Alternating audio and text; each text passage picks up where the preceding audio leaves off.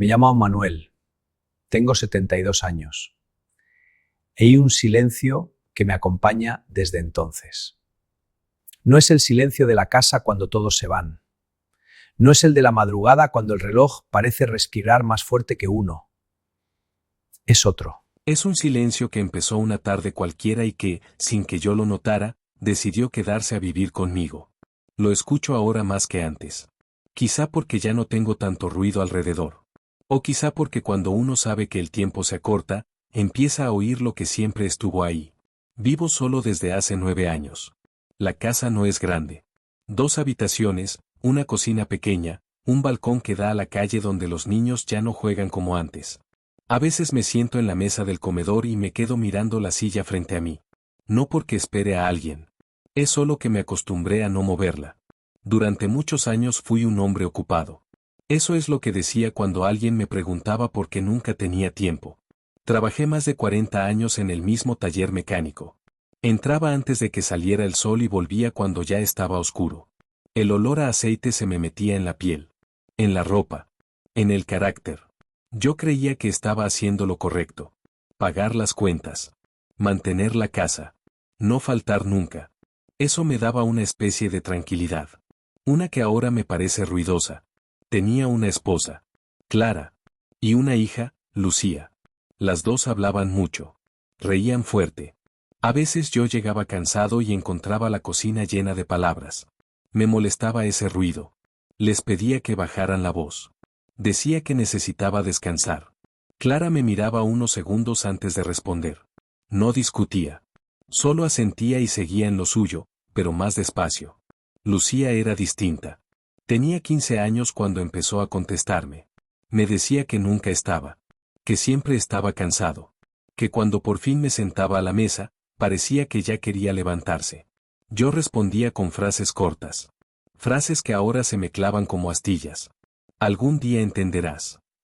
Lo hago por ustedes. No exageres. Recuerdo una tarde en particular. Clara había preparado algo especial. No era nuestro aniversario ni nada. Solo quiso hacerlo. La mesa estaba puesta con un mantel que casi nunca usábamos. Lucía había traído una nota del colegio. Había ganado un concurso de dibujo. Yo llegué más tarde de lo normal. Había surgido un problema en el taller. Cuando entré, ellas estaban esperándome. La comida ya no humeaba. Lucía me enseñó el dibujo. Yo lo miré apenas. Dije que estaba bien. Pregunté si había estudiado para el examen de matemáticas. No levanté la vista cuando Clara me dijo que la comida se estaba enfriando. Esa noche, después de cenar, me encerré en el dormitorio con la televisión encendida. Escuchaba sus voces en la cocina, pero ya no distinguía lo que decían. Fue una tarde cualquiera. No hubo gritos. No hubo una discusión que marcara un antes y un después. Solo pequeñas cosas que se fueron acumulando. Como polvo en los muebles. Con los años, Lucía empezó a hablar menos en la mesa. Luego dejó de contarme cosas. Después dejó de sentarse cuando yo estaba. Se iba a su cuarto con el plato en la mano. Yo lo notaba, claro. Pero pensaba que era una etapa. Que ya pasaría. Clara, en cambio, se volvió más callada.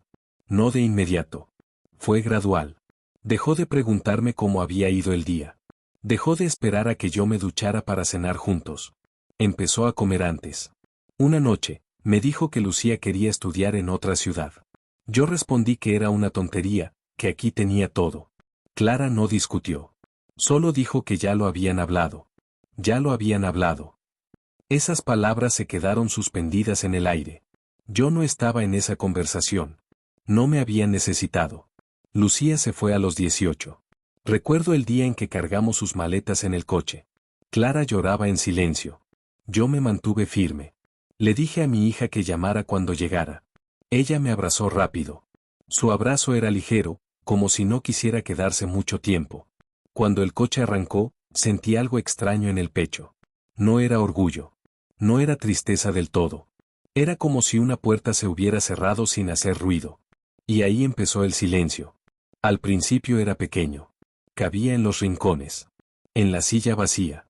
En el cuarto ordenado que ya no olía a pintura y a libros abiertos. Clara hablaba por teléfono con Lucía casi todos los días. Yo escuchaba desde la otra habitación. Oía risas. Historias que no conocía.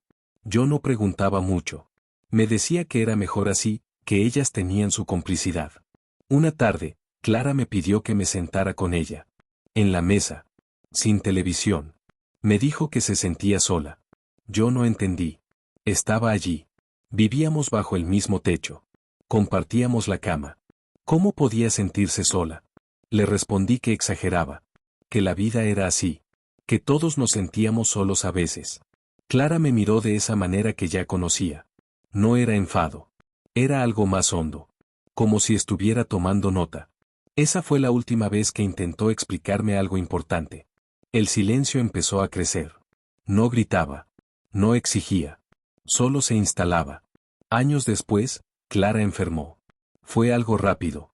Un diagnóstico, hospitales, pasillos con olor a desinfectante. Yo me sentaba junto a su cama y le sostenía la mano. Allí, en esa habitación blanca, todo era ruido de máquinas. Pero entre nosotros había otra cosa. Quise decir muchas cosas. Pedir perdón por no haber escuchado. Por haber estado presente solo con el cuerpo. Pero cada vez que abría la boca, salían palabras prácticas. Preguntas sobre el médico. Sobre la medicación. Clara me miraba en silencio. Y ese silencio ya no cabía en la casa. Cabía en mí. Clara murió un martes por la mañana. La noche anterior me quedé dormido en la silla del hospital. Cuando desperté, todavía tenía su mano entre las mías, pero ya no apretaba. No hubo grandes despedidas. No hubo frases memorables. Solo una respiración que se fue haciendo más corta, y después nada. El silencio, ese que había empezado años atrás en la mesa del comedor, se volvió sólido ese día. Como si tuviera peso. Como si pudiera sentarse frente a mí y mirarme. Volví a casa solo. Recuerdo abrir la puerta y quedarme quieto en el recibidor. Esperaba escuchar el sonido de sus pasos. El roce de sus pantuflas contra el suelo. Pero la casa no tenía memoria. O quizá yo era el que no la tenía. Esa primera noche no encendí la televisión. Me senté en la cocina, en su silla. Por primera vez entendí algo, pero no supe ponerlo en palabras. Solo sentí que durante años había confundido presencia con compañía. Y cuando quise buscar compañía, ya no estaba. Lucía vino al funeral. Había cambiado. Tenía líneas en el rostro que no le conocía. Me abrazó más tiempo que aquella vez en el coche. Me dijo que lo sentía. Quise decirle que yo también. Pero no supe por dónde empezar. Después del entierro, se quedó unos días conmigo. Intentaba llenar la casa con conversación. Me preguntaba si estaba comiendo bien.